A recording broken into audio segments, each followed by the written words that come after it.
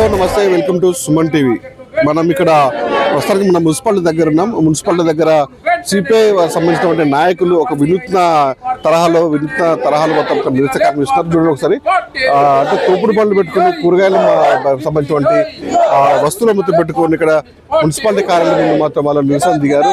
చూడండి, మన మెడల్లో కూడా దండలు వేసుకున్నారు. కూరగాయల దండలు వేసుకొని తోపుడు బండ్లు పెట్టుకొని నెత్తిపై పెట్టుకొని అంతా నిరసన చేస్తారు. ఎందుకంటే మహబూబాబాద్ మున్సిపాలిటీలో 5 సంవత్సరాలుగా అంటే ఏదైతే మార్కెట్లో ఉన్నటువంటి మార్కెట్ని కొత్త మున్సిపాలిటీగా ఇక్కడ 5 కోట్ల రూపాయలతో ఏర్పాటు చేశారు. సంబంధించినటువంటి దానికి మార్కెట్ని ఏర్పాటు చేసినంత వరకు ఇక్కడ సంబంధించినటువంటి కూరగాయల మార్కెట్ వ్యాపారులను అక్కడ తరలించలేకపోవడంతో చాలా ఇబ్బందులు పడుతుందని చెప్పేసి కూడా సిపిఐ ఆధ్వర్యంలో చాలా కూడా పోరాటాలు కూడా చేశారు వాళ్ళు. అయినా కూడా ఇంతవరకు మున్సిపాలిటీ సిబ్బందికి మరి కనువిప్పు కలగట్లేదు. ఒకవైపు అంబేద్కర్ భవన్ ఉంది గాంధీ పార్క్ కూడా అన్ని సభా ప్రాంగణాలకు ఉపయోగించుకునే పార్కును కూడా దాన్ని నిర్వహణ చేస్తున్నారని చెప్పేసి సిపిఐ ఆధ్వర్యంలో మాత్రం ఇవాళ వినూత్న కార్యక్రమానికి చూడొచ్చు. మరి తోపుడు బండ్లు పెట్టుకొని వాళ్ళు వినూత్న బుట్టలతో కూడా వాళ్ళు వినూత్న కార్యక్రమాలు చేస్తున్నారు.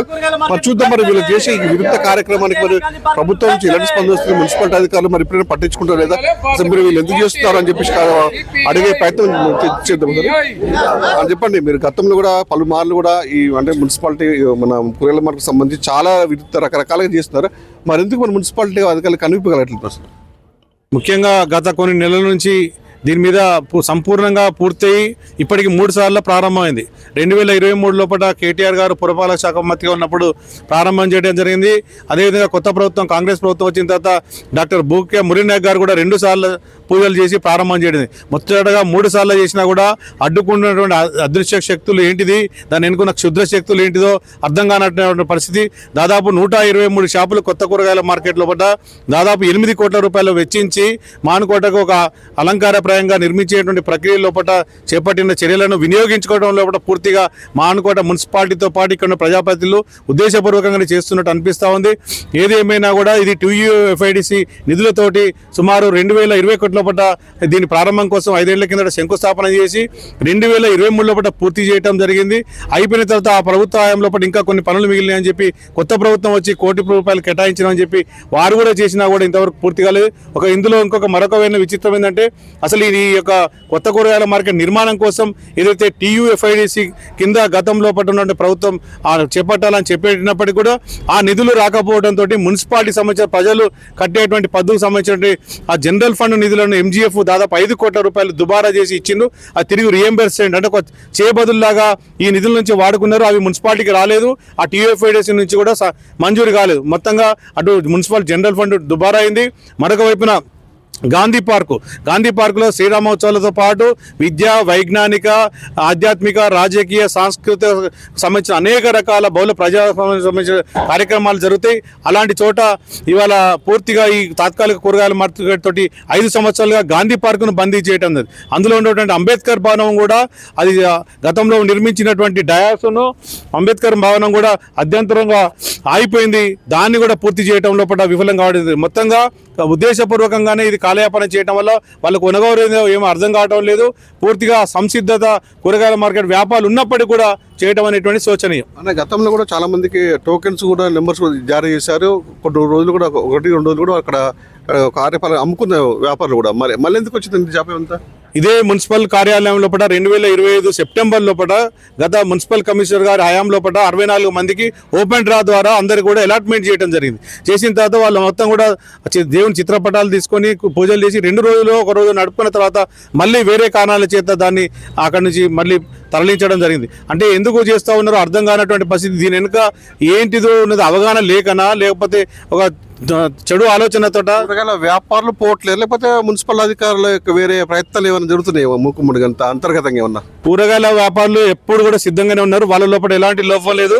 చేయవలసినటువంటి మున్సిపల్ అధికారులు కానీ దీని వెనుకున్న అదృశ్య శక్తులు మెయిన్ ఏంటంటే మున్సిపాలిటీను ప్రభావితం చేసేటువంటి ఒక ప్రధానమైనటువంటి కొన్ని అదృశ్య శక్తులు కుట్ర చేసుకుంటూ ఆపడం వల్ల అసలు వాళ్ళకేమో ఇదేం పైశాచిక ఆనందం అర్థం కావట్లేదు. అందరూ కూడా తిట్టిపోసుకుంటా ఉన్నారు. 123 షాపులు 8 కోట్ల రూపాయలు వెచ్చించి ఆ అంత సుందరంగా నిర్మించి అది ఆ గవర్నమెంట్ ఈ గవర్నమెంట్ ఏదైతే టీయూఎఫ్ఐడిసి నిధులు ఇవ్వకున్నా కూడా మానుకోట మున్సిపాలిటీ ప్రజలు ఆస్తి పన్ను నల్ల పన్ను ఆ ఇంటి పన్ను అన్ని కట్టిన డబ్బులతోటి మున్సిపల్ జనరల్ ఫండ్ కాంట్రాక్టర్కి ఇచ్చిండ్రు. ఆ డబ్బులతోటి కట్టినటువంటి దాన్ని కూడా వాడుకోకపోవడం అనేటువంటిది చాలా విడ్డూరం విచిత్రంగా ప్రజలు కూడా ముక్కున నెత్తి వేలేసుకునేటువంటి పరిస్థితి ఉన్నది. ఇప్పటికైనా ఇక్కడ ఉన్నటువంటి స్థానిక ఎమ్మెల్యే గారు ఎంపీ గారు అదేవిధంగా ఎమ్మెల్సీ గారు అదేవిధంగా చైర్పర్సన్ కమిషనర్ స్పందించాలి. దీని మీద ఇప్పటికే గౌరవ జిల్లా కలెక్టర్ స్నేహ శబరీష్ గారు కూడా ఇదే పద్ధతిలో మేము వెళ్ళి వారికి కూరగాయల దండతో వెళ్ళి వినతి పత్రం ఇస్తే వాళ్ళు విస్తుపోయి వెంటనే దీని మీద ఆదేశించిండ్రు. ఎందుకు జాప్యం చేస్తున్నారు అని చెప్పి అడగడమే కాకుండా బడ్జెట్ సమావేశం సందర్భంగా వారు వస్తే వారి దృష్టికి తీసుకొచ్చినప్పుడు కూడా వారు మళ్ళీ అడిగిండ్రు.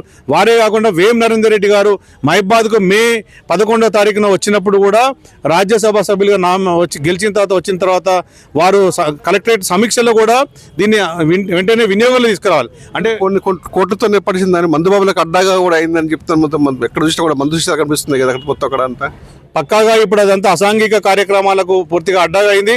మీ ఛానల్లో కూడా చాలాసార్లు దీని మీద మీరు ప్లే చేయడం జరిగింది. మా ఆందోళనతో పాటు మీరు స్వయంగా కూడా రిపోర్టింగ్ కూడా చేయడం జరిగింది. అయినా కూడా ఇక్కడ మరి నిద్రపోతున్నట్టు నటిస్తున్నట్టు వ్యవస్థ ఇక్కడ మానుకోట మున్సిపాలిటీ పరిధిలో ఉంది. ఇప్పటికైనా కూడా డిమాండ్ చేస్తున్నాం సిపిఐ పార్టీ ఆధ్వర్యంలో దీన్ని పరిష్కరించకపోతే భవిష్యత్తు మరింత ఆందోళన చేస్తాం. రేపు మున్సిపల్ కౌన్సిల్ సమావేశంలో కూడా ఈ అంశం మీద కూడా మేము లేవనెత్తుతామని చెప్పి ఈ సందర్భంగా సిపిఐ పార్టీ పక్షాన తెలియజేసుకుంటూ సిపిఐ పార్టీ ముగ్గురం కౌన్సిలర్తో పాటు సిపిఐ పార్టీ నాయకులు కార్యకర్తలు శ్రేణులు అందరం కూడా కలిసి ఈరోజు వినూత్నమైన కూరగాయల బండ్లతోటి పూలగాయ దండలతోటి ఈ రకమైన బుట్టలు పట్టుకొని వచ్చి వినూత్నమైన ఆందోళన ద్వారా అయినా కూడా ఇప్పటికైనా కూడా వాళ్ళు వాళ్ళ యొక్క అభిప్రాయాలు మార్చుకొని వినియోగాలు తీసుకొస్తారు. గాంధీ పార్క్ను విడుదల చేస్తారు. అందులో ఉన్నటువంటి అంబేద్కర్ విగ్రహ కమ్యూనిటీ హాల్ని అభివృద్ధి చేయాలి. గాంధీ పార్క్ను కూడా మరింత వినూత్నంగా బహుళ ప్రయోజనంగా ఐకానిక్గా నేడీ సెంటర్లో ఉన్న దాన్ని అభివృద్ధి చేయాలని చెప్పి సందర్భంగా సిపిఐ పార్టీ పక్షాన డిమాండ్ చేస్తున్నాం. విన్నర్గా మొత్తానికైతే సిపిఐ పార్టీ ఆధ్వర్యంలో గత కొన్ని సంవత్సరాల నుంచి వినూత్న నిరసన చేస్తున్నా కూడా మున్సిపాలిటీ అధికారులకు ముందు కమిప్పు కలగాలని చెప్పేసి కూడా మళ్ళీ ఈ రోజు కూడా తోపుడు పనులతో కూడా ఇలాంటి వినూత్న కార్యక్రమం చేపట్టారు. ముఖ్యంగా కొన్ని కోట్లతో ఏర్పడినటువంటి మరి మోడల్ మార్కెట్కి మరి కూరగాయల వ్యాపారం ఇబ్బంది పడుతుంది. మరి వాళ్ళు అక్కడికి ఎందుకు తరలించబోట్లేదు? మున్సిపాలిటీ అధికారుల జాప్యం అంతా కుట్టొచ్చని మనకు కనిపిస్తుంది. అధికారులు కూడా నిమ్మకు నేర్తట్టు కూడా వ్యవహరిస్తున్నారు. దీనిపై కూడా పూర్తిగా ఆవాహన తీసుకుని విచారణ జరిపి కూడా అంటే ఇప్పటికే 125 షాపులకు 60 టోకెన్స్ మంజూరు చేసి 2 రోజుల వరకు కూడా షాపులు నిర్వహించారు. మరి ఎక్కడ లోపం జరుగుతుందని చెప్పేసి కూడా వాళ్ళు నిర్మించే ప్రయత్నం చేస్తున్నారు. లేని పక్షంలో ముందు సిపిఐ ఆధ్వర్యంలో కూడా భారీ ఎత్తున ఆందోళన కార్యక్రమం చేస్తామని చెప్పేసి వాళ్ళు హెచ్చరిస్తున్న పరిస్థితి.